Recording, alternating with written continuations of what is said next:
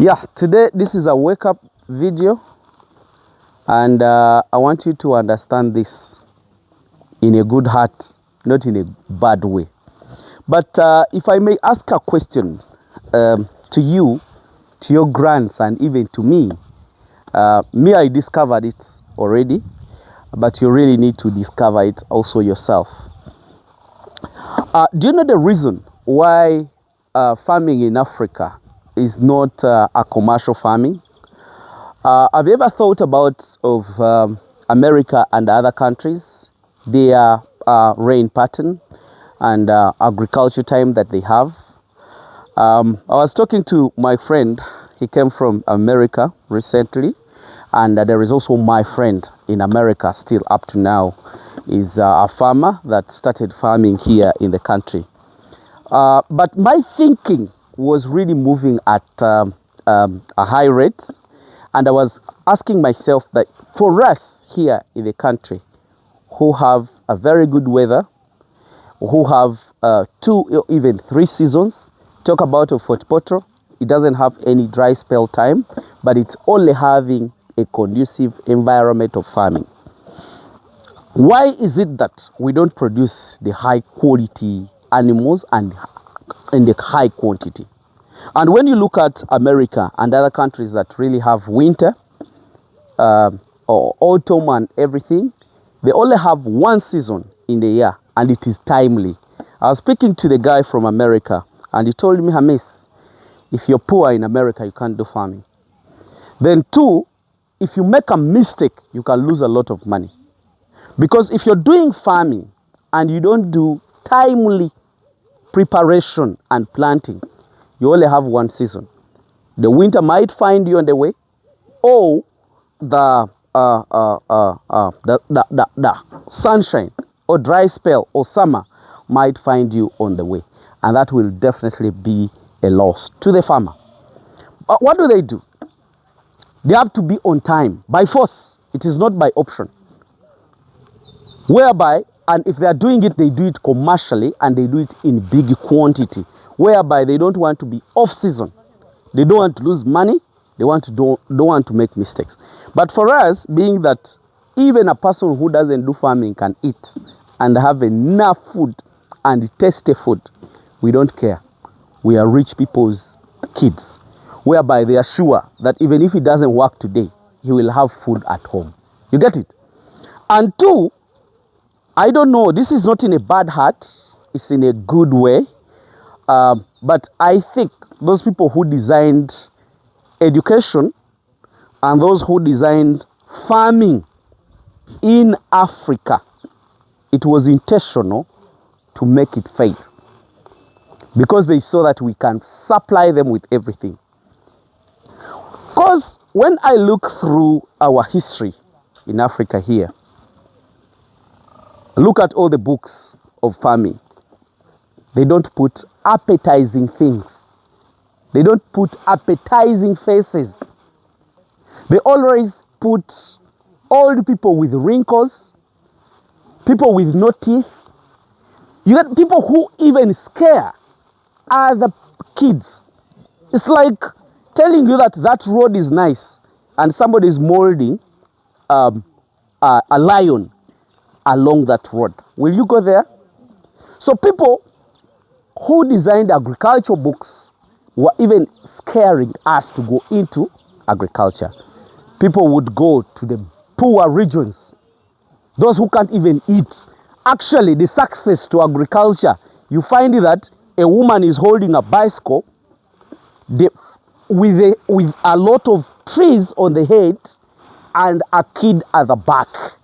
Then the father is just behind walking. Is that a success story that you would put on the beginning of the book? Why would you go for the book that has a woman with no teeth, a lot of wrinkles, a lot of scratches in the head, and you're telling a kid to be a farmer? I think it's wrong totally. Then also I go back to the school.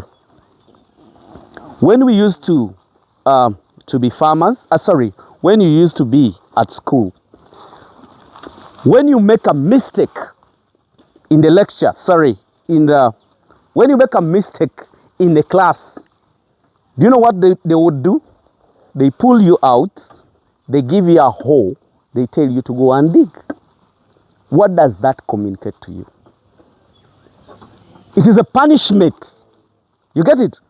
So you as a student or as a kid, would you go and make a punishment your source of income? That's why agriculture is falling. For us who did agriculture in secondary, they used to call us farmers. And when you talk about farmers, a farmer is a person with no hope. That's what it has been in this country. You get it? And when actually you even go and visit farmers, they even let you lose appetite. They are living in a bad condition. They are living in a miserable life.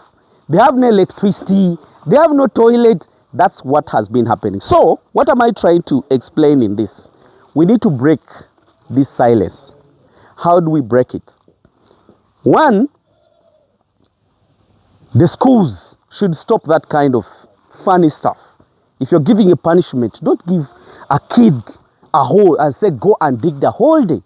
Because you're creating where we can get wealth, where we can get happiness, where we can live something that can make Africa and Uganda generally to be rich, making it a punishment.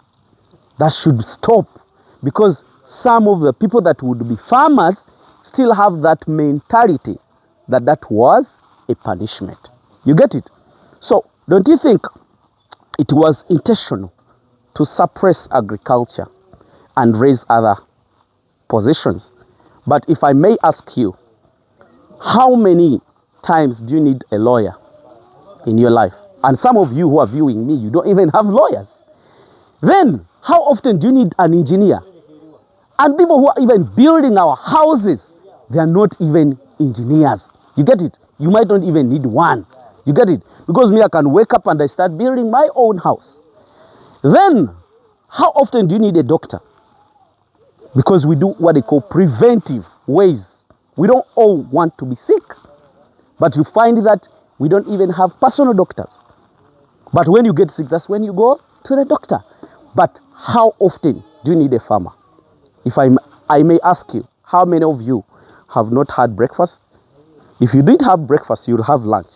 If you don't have lunch, you'll have supper. That means you need a farmer 3 times in a day. And in a year, you need a farmer 1,080 times in a year. But you might need a doctor once or twice. What do we have to do? Give respect to farming.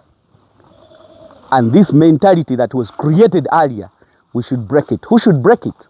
It is you and me. Do what I do, learn it, let other people learn it, let all see the negatives that were done long time ago. It is the right time to break it and make farming a business in this country. We who have succeeded in farming, we should show people our success, such that other people are motivated to be us.